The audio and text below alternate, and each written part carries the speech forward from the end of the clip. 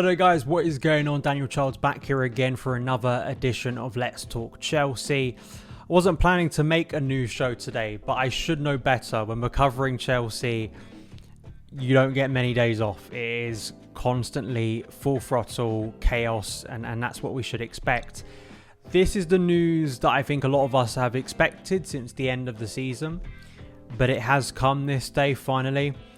Man United have agreed a deal with Chelsea for up to £60 million to sign Mason Mount. David Ornstein breaking the story for The Athletic. Going to give you my reaction to it and what it means. The positive, the negative, all of that stuff. If you are new around here, want to see the latest Chelsea content, please do subscribe. Please do turn on those notifications as we head into pre-season next week and beyond, with Mauricio Pochettino beginning life as Chelsea's head coach without Mason Mount. If you're listening on the podcast feed, thank you so much for tuning in. But not entirely surprised by this news, but let's get into it. David Ornstein, as I said already, for The Athletic, he's done some incredible exclusives this summer, and this is the latest. Man United have reached that agreement. United had a third bid worth $55 million rejected last week, but have now agreed to pay an initial fee of $55 million plus $5 million in difficult add-ons. Mount has been given permission by Chelsea to undergo a medical and finalise personal terms, with the club set to put the finishing touches to paperwork. United had warned Chelsea that they would not go above their improved offer of $50 million plus $5 million and were considering alternatives, with the West London club making a counter proposal of $58 million plus $7 million in add-ons.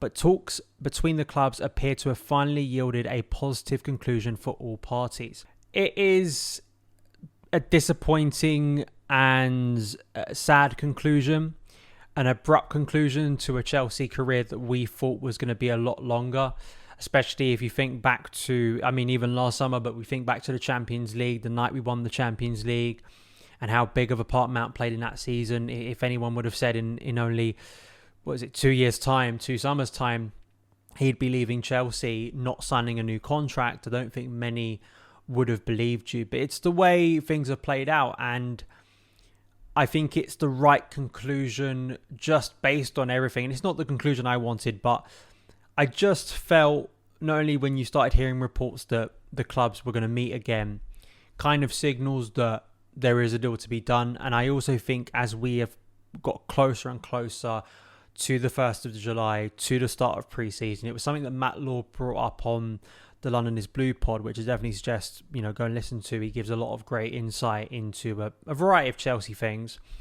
But one of the things he did bring up, and I've said this, I said this actually in yesterday's show, that you don't want the Mount future looming over pre-season. That question, every single press conference Mauricio Pochettino has, every media duty he has between now and the beginning of the season, between now and the end of this transfer window. And then even if Mount stayed and this still didn't get done, for the next year his future would be in basically limbo. And sure, we could all have the dreamy situation of him staying with Mauricio Pochettino, finding form, loving it, and signing a new contract. But it's quite clear that over the last few months, the club and the player have become quite distant.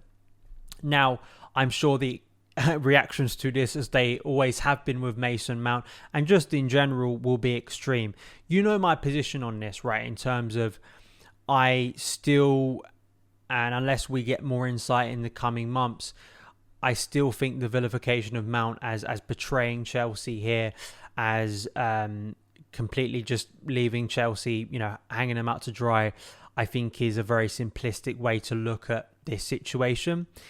And getting some of the background, speaking to people, hearing how it's developed over recent months, I think it's understandable how we've got to this position. You go back to before the World Cup, where it seemed like Chelsea had agreed a deal, basically in principle with Mason Mount for a new contract. And then when Mount returned after the World Cup, that proposal was no longer there. Bowley and Igbali reportedly had stepped back from negotiations, and they had new people in place, and those people saw the situation very differently. The last contract proposal to Mason Mount was apparently around February time, and it was that 1-year extension. Now, we can all run round in circles and throw our hands up and moan about the fact that he was probably, offered a bigger wage. But a 1-year proposal, 1-year extension. It's not a big commitment when you're at the same time you're handing out a lot of big contracts, and it doesn't really say to that player, yeah, we fully believe in you for the future. And if you're a player in that situation, what negotiating and what power do you have by handing over that and agreeing to that only for 1 year? Because it slightly then gives more power to Chelsea. And I can understand from Mount's point of view why he took the decision not to sign that contract. And it's ended the way it has, I think, very, very sadly, because this is a guy who I think will still turn out to be one of England's best developed players, midfielders, kind of attackers, whatever we want to refer to him as. And he showed that at Chelsea. He has had a very successful Chelsea career, even if in the end it's turned out to be quite short when he broke through under Frank Lampard. Just going back and watching some of those early clips under Lampard, it is sad now, because it feels like, you see a much freer player. You see someone with a massive smile on their face.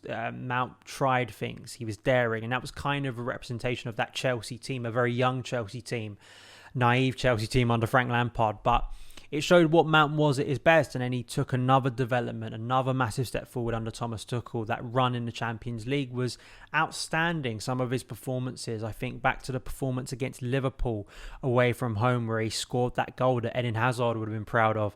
The turn and finish against Porto, the goal against Real Madrid, the pass for Kai Havertz. We've been saying farewell to Kai Havertz, of course, scored that goal. But the guy who created that goal, along with some others, was, of course, Mason Mount. And then you head into the next season and he actually improves in his numbers. He wins Player of the Year 2 times in a row. All of these things, in one way you look at it and you want to go back and be positive about those moments. But the fact we've reached this situation, I think, is very sad. And unlike some other ones, I do think this is one that could very much come back to hurt Chelsea if we don't replace the player properly. And I think it's going to be very difficult for fans to face seeing Mount develop probably in a position he could have at Chelsea. And the fact that a resolution couldn't be found is just, it's a real kick. Chelsea have to move forward. And despite my personal preference towards Mason Mount, it's a very cliched thing, but no player is bigger than the club. I always think when you lose very talented and influential players, the thing you have to do is try and replace them. And where is the next talent? Where is the next person you're going to lean on come from? I mean, you look at Christopher Nkunku, you don't want to put everything on his shoulders, but it feels more and more with Mount leaving now that Nkunku is going to become a very integral player to Mauricio Pochettino. There's excitement to that, obviously, seeing a new player come in, very talented player come in. But then, of course, there is pressure with that too, right? And we've seen expensive signings come in and not live up to that.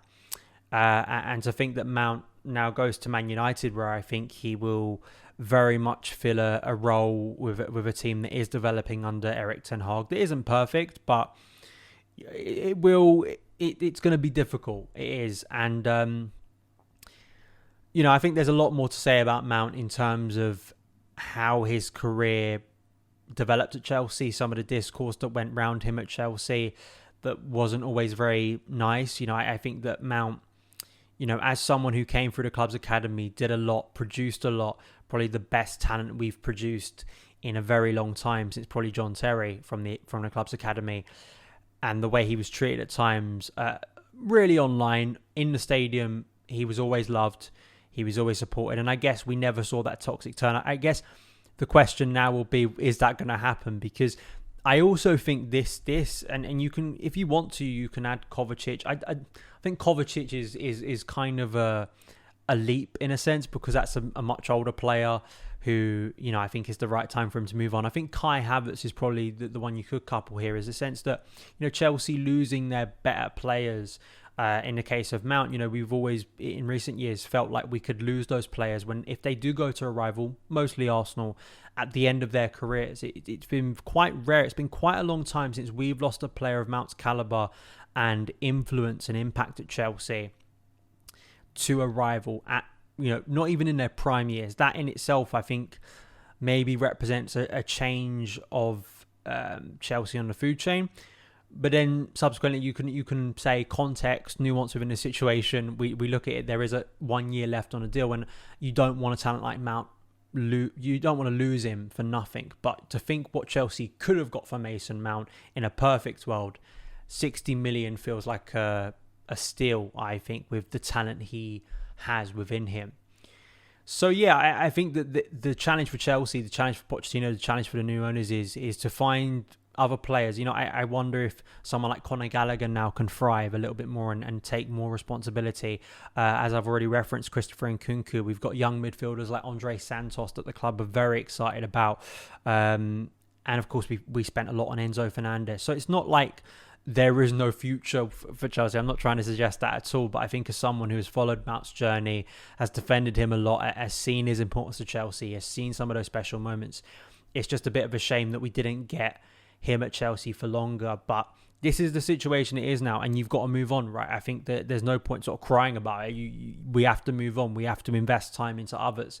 And I just think the place I reach with Mount is I'm not going to be, unless he comes out and sticks up two fingers to all Chelsea fans, which I don't think he is because he's not that type of character. I think for Pochettino, I think for the mood of the club, I think it's right that this was not hanging over anyone. Because if Mount stayed and then you have this discourse around him that's kind of the temperature we've seen on social media, which isn't always reflective in the ground, but some of the conversations around him, if that continued into the season, maybe that could have been a little bit of a drag on the season. So I think that, you have kind of that clean slate and it's been resolved, very clinically. That's the right thing to do. So then Mount doesn't have to awkwardly return to Cobham, and we see pictures of him at Cobham with Pochettino there, and it's kind of clashing with this new era, and we're trying to be excited about new players, but you've still got this thing hanging over. I think it's a similar situation to what's probably happening with Lukaku at the moment. I don't expect Lukaku to return to Cobham. So, in that sense, I think it's probably the right resolution, but, he's going to Man United. Man United, to me personally, is not like Liverpool would have been a nightmare situation, but that doesn't mean it's not going to be hurtful seeing him in abysmal red moving forward. But that's it. Let me know your thoughts.